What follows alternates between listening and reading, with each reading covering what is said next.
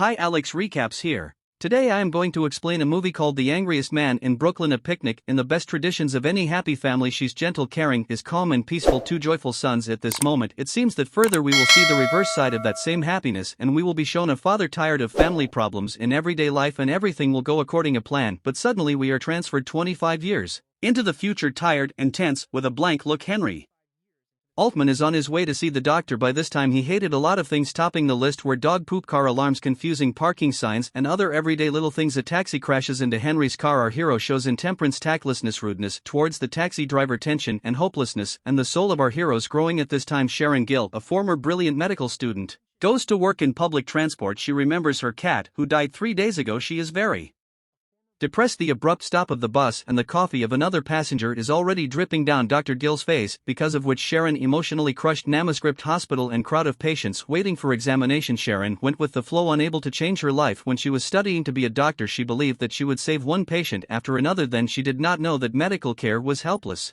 and turned to receive it was endless. She did not know that medical assistance is limited to 10 minutes per patient. Today she replaces Dr. Phelan, whom allegedly takes advantage of her kindness and has an intimate relationship with a young beauty. This is how Henry Altmann begins his acquaintance with Dr. Gill. He continues to attack her with questions with his usual anger and irritation. Sharon finds courage and maintains calmness and respect for the patient. She informs him of his disappointing diagnosis, a brain aneurysm. Altmann is very well aware of this diagnosis because his uncle died of this disease. Henry has completely lost control of himself and repeats several times about how much he has left to live. Gill can no longer hold on and angrily says that he has 90 minutes left to live, making a big mistake. Finally angry, Henry left the office, threatening Gill with dismissal. Soon Sharon comes to her senses and she wants to correct everything. At this time our angry Mr. meets obstacles on the way that do not allow him to save time. A flat tire, traffic jams. He understands that 90 minutes sounds completely illogical, but doubts settle in his soul. What if he really dies at 6:22?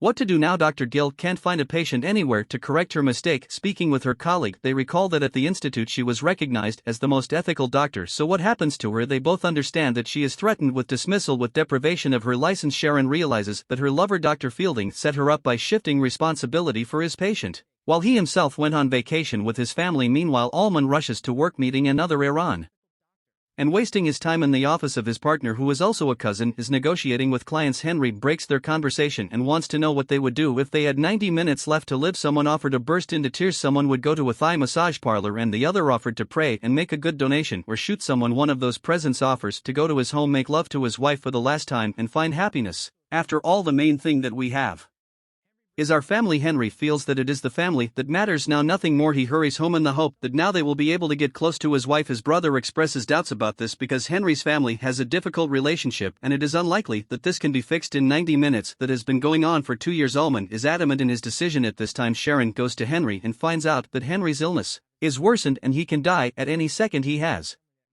already started bleeding through the wall of the arteries. Mr. Altmann asked the assistant to call before the memorial dinner to 25 people of great importance to him. On the list, the first love, first teacher, and others, making a to-do list. He recalls his dialogue with his son, after which they did not communicate. The thing is that the father did not share his son's passion for dancing and scoff, calling him a dancer boy. Remembering this, Henry tries to get in touch with his son, but he refuses to talk to him. Meanwhile, Sharon comes to the office to meet Aaron Altmann. She talks about what happened, and then they look for Henry together. Sharon is afraid of losing time, and Aaron pays a taxi driver $240 to overtake, going to the oncoming lane and exceed the speed limit. Henry runs home with a bouquet of daisies. He hurries into the living room where his wife Beth is having a nice tea conversation with their neighbor. Perplexed by what is happening, the wife asked to explain his behavior. Almond does not hesitate in the presence of a neighbor and tells that they need to make love and then hug. Communication takes place in front of the imperturbable Frank. Beth and Henry are talking excitedly about personal matters, all the while Frank is sitting between them. The conflict is gaining momentum, and here we find out what happened 2 years ago. 2 years ago their son Peter died. From that moment life in this family went wrong. Tommy and his dances became objectionable. Beth became invisible, and Henry was left alone with the anger that settled in his soul. Tenderness, sincerity, family gatherings, music and dances left their house. Beth and Henry yelled at each other in front of Fred, whom Beth fell in love, which was the opposite of Henry. He was patient and kind and always with Beth, but to Henry he was a man you poodle after him. He came to dinner meeting relatives, but there was only one of the 25 guests, his school friend Altmann did not hear words of support. Instead he heard hurtful words and Dissatisfaction from his friend for taking away his first school love. A short meeting broke out into a quarrel. Altmann tries several times to talk to Tommy. He buys a video camera to record a video message, but fate gives him a stuttering salesman. Henry is angry and does not understand that everyone around expects restraint from him now. With a video camera in hand, he wants to record his confession, and a homeless guy helps him with this. For some money, as if for pence, and he began to say that he regrets his mistakes, but nevertheless he was overwhelmed by resentment and rage. He could not restrain himself and fell without feelings. Aaron remembers their last conversation and Beth calls Tommy to tell him what happened. Guy is worried and saddened by this. Tommy is afraid for his father. Coming to his senses, Henry realized that he could not tell his son that he loves him. Dr. Gill calls his mother just to talk, but her mother does not want to listen to her daughter and delve into her problems.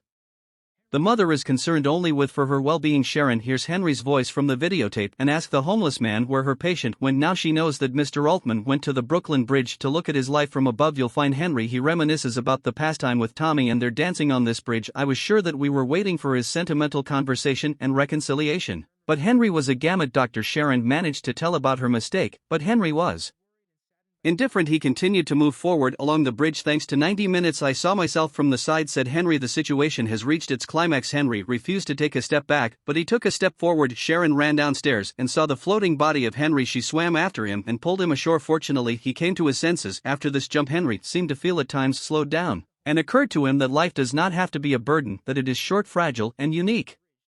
Sharon asks Henry to go to the hospital, but is very important for him to see Tommy. Sharon agrees and wants to help him with this. They get into a taxi, but driver is the same driver whose car Henry crashed into at the beginning of the film. Now the taxi driver wants to ruin Henry's life. Everything ends in a fight, after which our heroes steal the car. On the road, they are stopped by a policeman, but they find an opportunity not to give up and continue on their way to Tommy. Thomas is very nervous and blames himself for not answering the phone. In his monologue, he remembers what his father used to be. He was bright, noisy, cheerful. Tommy says that when he was 7 his father taught him to play cards, but he could not win, and his father taught him a cheat. He was always so gentle and hugged all the time, and then Peter died. Peter left and everything changed. The day was going down. Henry goes to Tommy. Finally we see how the exhausted father, limping, approaches his son. There is no more tension between them. The song of the day when they danced on the bridge sounds, and they dance again. Henry uses this moment and says an important word for both. Mr. Henry Altmann is ready. He's on his way to the hospital. On the way they chat with Sharon on a painfully philosophical topic. He asks what she would do if she knew when she would die. She says she would try to be happy. Altmann removes his father's watch from his hand, who lived 90 years,